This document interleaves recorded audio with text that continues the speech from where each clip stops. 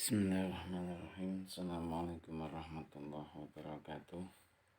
Alhamdulillah, kita bersyukur kepada Allah bisa melanjutkan pembahasan kita tentang teologi Islam atau ilmu kalam pada bab Syiah. Baik, kita akan membahas tentang Syiah. Pada awal mulanya Syiah itu adalah dalam artian yaitu pengikut dan pendukung. Sementara Syiah yang terkenal adalah para pengikut Ali.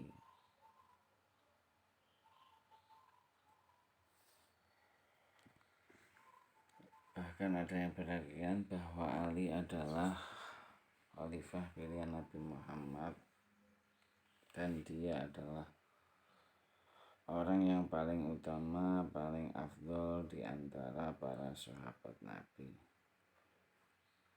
Kemudian setelah itu ada peristiwa perang Jamal dan perang Siffin. Syiah secara garis besar terbagi menjadi 4 golongan. Yang pertama, Syiah yang mengikuti Sayyidina Ali.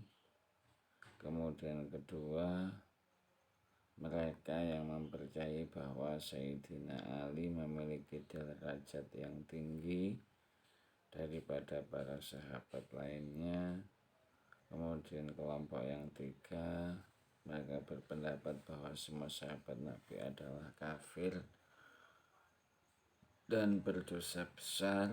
Kemudian yang keempat adalah kelompok gulat, yaitu kelompok yang paling sesat, yaitu paling bid'ah di antara 4 kelompok di atas. Mereka berpendapat bahwa Allah telah masuk pada diri Nabi Isa, ya, yang paling sesat itu.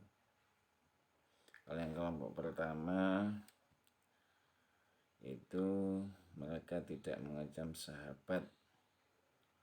Dalam diri mereka terdapat rasa cinta dan memuliakan para sahabat Nabi SAW.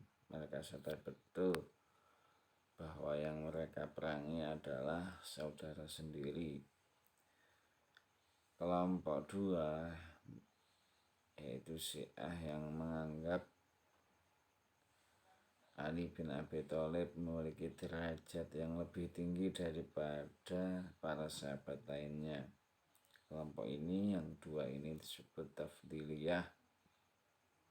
Ali memperingatkan mereka dengan keyakinan ini dan akan menghukumi dera bagi para sahabat yang masih berkeyakinan tersebut. Kemudian kelompok Syiah yang banyak sekarang yang kelompok dua ini. Kelompok yang berpendapat bahwa semua sahabat Nabi adalah kafir dan berdosa besar. Mereka disebut Sabaiyah. Mereka adalah para pengikut Abdullah bin Saba. Sedangkan yang 4 ini yang paling sesat, sampai ini yang paling banyak berbuat bid'ah, sampai menganggap bahwa Allah telah masuk pada diri Nabi Isa. Baik, itu secara singkat mengenai Syiah secara garis besar yang 4 kelompok tadi. Mengenai definisi, menurut bahasa, Syiah berasal dari bahasa Arab sa'a yasyi'u syi'an syi'atan, yang berarti pendukung atau pembela. Dalam Al-Quran, wa inna min syi'atihi la Ibrahim, dan sungguh Ibrahim termasuk golongannya Nabi Nuh. Quran surat As-Saffat ayat 83. Kalau dalam istilah awal, Syiah secara bahasa diartikan pendukung, ya, di awal seperti itu. Ada Syiah Ali, ya, pendukung Ali atau pembela Ali. Sementara Syiah Muawiyah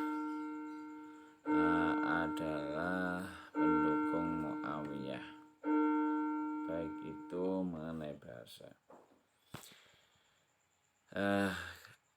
Asal-usul kemunculan Syiah itu akar permasalahan Islam, termasuk munculnya Syiah bermula dari perselisihan siapa sebenarnya yang paling layak menjadi pemimpin setelah Rasulullah Shallallahu Alaihi Wasallam. Itu asal-usulnya, fondasi dasar itu di situ. Baik, selanjutnya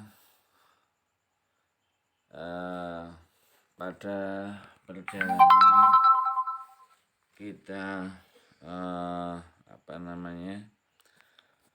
mengenal ada peristiwa tahkim, sudah kita kaji ya, peristiwa tahkim, di mana pada peristiwa tahkim arbitrase itu ada pecah 3 golongan. Kalau kita mengkaji secara mendalam mengenai peristiwa tahkim, akan mengerti akibat dari peristiwa tersebut itu ada 3 golongan, ada Syiah, ada Khawarij, ada Murji'ah. Pada waktu itu Syiah itu adalah golongan yang memihak Ali dan kerabatnya, yang berpendapat bahwa Ali dan keturunannya lah yang berhak menjadi khalifah. Kemudian Khawarij yaitu golongan yang menentang Ali dan Muawiyah. Mereka berpendapat bahwa tahkim itu menyalahi prinsip agama. Ini Khawarij ya, yang kemarin kita sudah membahasnya. Kemudian Murji'ah yaitu golongan yang menggabungkan diri kepada salah satu pihak dan menyerahkan hukum pertengkaran itu kepada Allah. Ini tidak terlalu mengurusi politik yang di awal tadi. Syiah yang fanatis ini di awal sudah saya kasih pembukaan tadi, yang menganggap bahwa sahabat-sahabat yang sangat mencintai Ali merupakan pengikut Syiah. Sebenarnya pengikut Syiah yang sekarang ini dengan doktrinnya ini yang terlalu fanatis ya, mengkafirkan para sahabat seperti Abu Bakar, Umar, Aisyah, Thalhah, Zubair dan lainnya. Ini pengikutnya ya, bukan alinya ya, sampai mengkafirkan sahabat. Pada contoh ini saya hanya mencontohkan Syiah Imamiyah. Syiah Imamiyah ini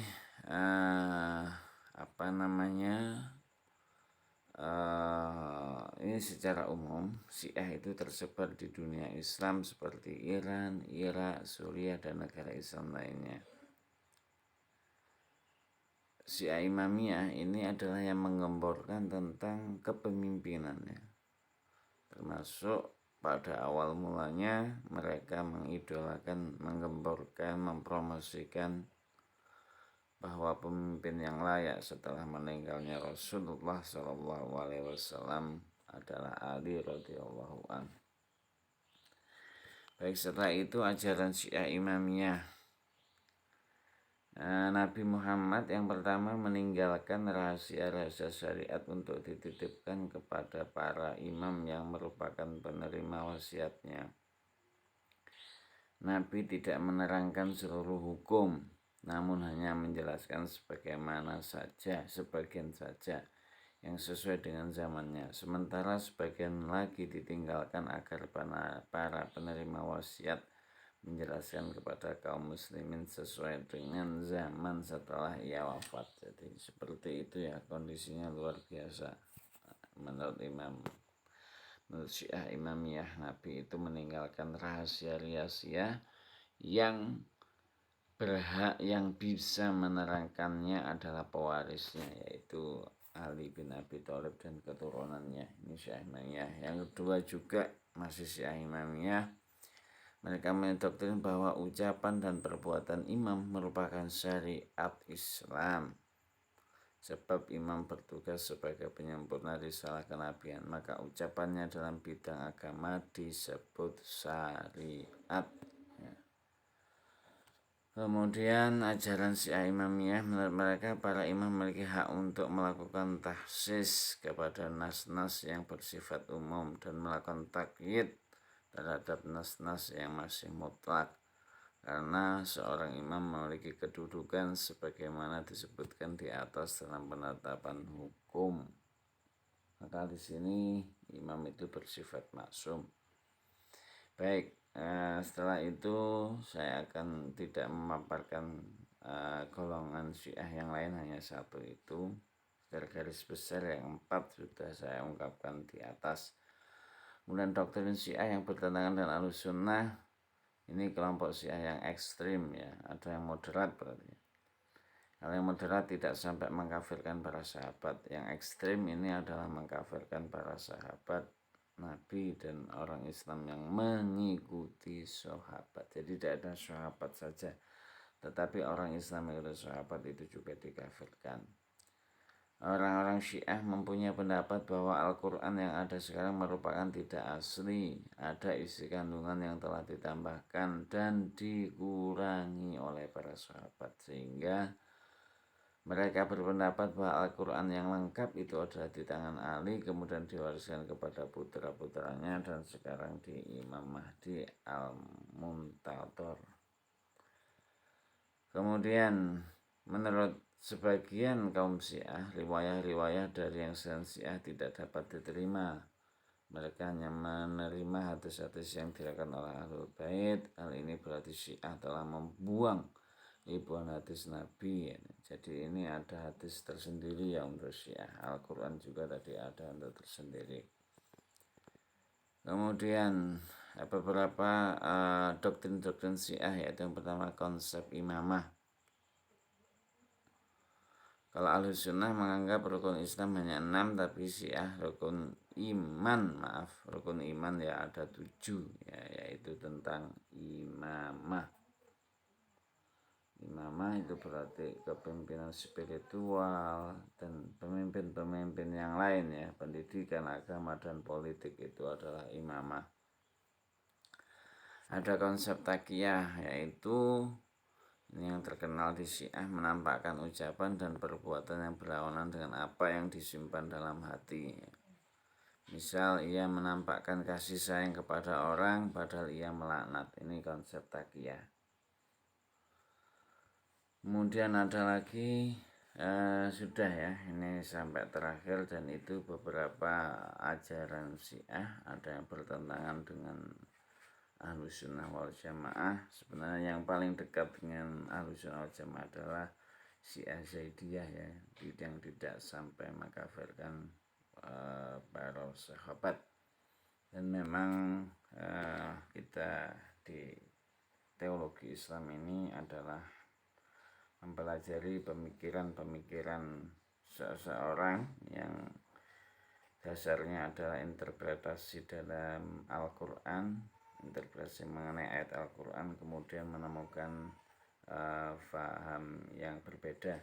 Tapi pada hakikatnya kalau kita kaji adalah semuanya itu berdasarkan Al-Quran, akan tetapi mereka memiliki pemahaman yang berbeda-beda. Untuk itu kita perlu memahami beberapa aliran tersebut, bagaimana sejarahnya, awal mulanya itu bagaimana, doktrin-doktrinnya itu apa, dan tokoh-tokohnya itu siapa, sehingga apabila di zaman era modern kita mengetahui ajaran seperti itu, kita bisa kembali membuka sejarah bagaimana